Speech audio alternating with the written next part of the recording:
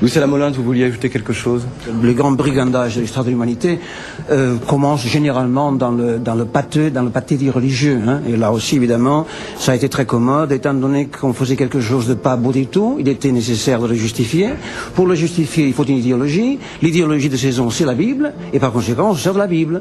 Et si la Bible ne dit pas que les Noirs sont inférieurs aux Blancs, on s'arrange pour le faire dire, pour le mettre dans la bouche de Noé. On prend Noé, on prend ses 3 fistons, on prend Noé qui est saoul, on prend le fiston qui pas qui le regarde. Et puis puis Noé sort de sa cuite et profère les grandes malédictions et déclare que Canaan sera l'esclave de ses frères. Et après, par une espèce d'étrange manipulation de texte qui est aussi bien d'origine juive que chrétienne, Canaan devient l'Afrique. Et on se trouve avec Canaan, responsable du grand affront à Noé et porteur d'ordre dans la malédiction de l'esclavage.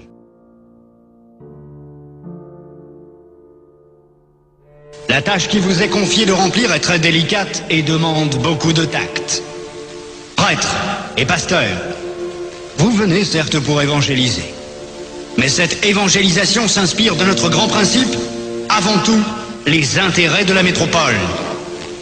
Le but essentiel de votre mission n'est point d'apprendre aux Noirs à connaître Dieu. Ils le connaissent déjà depuis leurs ancêtres.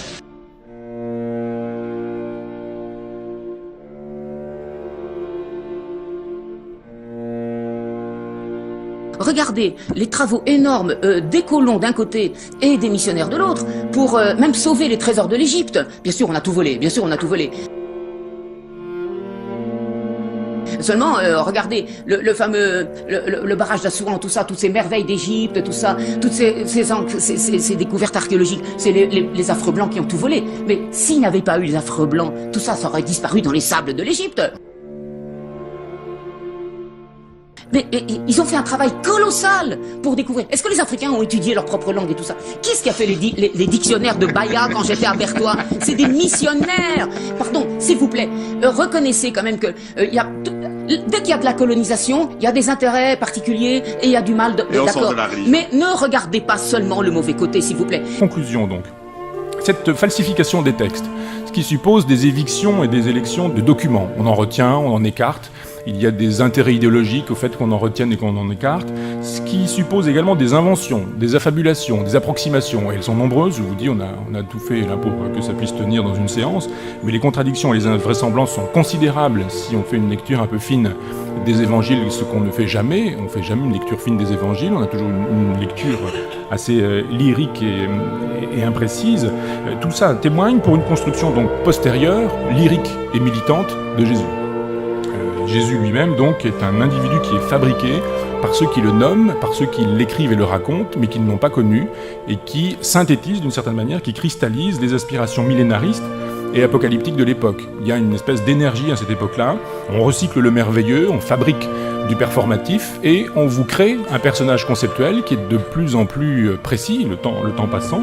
Et en fait, quand les évangélistes écrivent, ils racontent moins, d'une certaine manière, ils racontent moins le passé d'un homme que le futur d'une religion. C'est une thèse qu'on pourrait développer, donc ils racontent moins le passé d'un homme, Jésus, que le futur d'une religion, c'est-à-dire ce qui est censé advenir dans les temps futurs. Ils fabriquent un mythe, ils sont créés également par ce mythe, il y a une espèce de mouvement d'aller-retour. D'une certaine manière, les croyants inventent leur créature et lui rendent un culte, c'est ce qui fabrique l'aliénation, c'est ce qui définit très proprement et très précisément l'aliénation. On comprend dans cette perspective-là que l'Église ait pu interdire pendant des siècles, je dis bien des siècles, c'est jusqu'au XVIIe et au XVIIIe siècle, qu'on puisse aborder les textes dits sacrés de manière historique, qu'on puisse les aborder comme les autres textes de l'histoire. Petite proposition sur juste une séance, voyez comment en s'y mettant, on peut déconstruire, pour le dire dans le terme de Derrida, on peut déconstruire cette fiction. Cette fiction, elle prendra corps avec les deux autres séances, celle-ci donc consacrée à la fabrication de Jésus, Jésus comme personnage conceptuel, ou personnage historique n'ayant pas existé, mais ayant existé comme personnage conceptuel. Que Jésus-Christ, même dans l'histoire, n'a pas existé. Même les historiens confirmés, qui ont vérifié, les historiens qui connaissent les dates, qui connaissent l'histoire, ce Jésus n'a jamais existé. Il n'y a aucun document qui l'atteste. Je dis bien, il n'y a aucun document dans l'histoire du monde ou bien de l'humanité qui atteste que Jésus-Christ a existé, à part vos fausses Bibles là, remplies de confusion, de mensonges. Donc, vous voyez, il n'y a qu'un seul enseignant. Donc, libre à vous de continuer à faire les vidéos. Ça ne sert à rien. J'ai remporté la victoire. Je suis celui que les prophètes ont prophétisé. Je suis le libérateur. Oui, je le dis ouvertement. Je suis le libérateur. Je suis le seul enseignant. Est-ce que vous comprenez?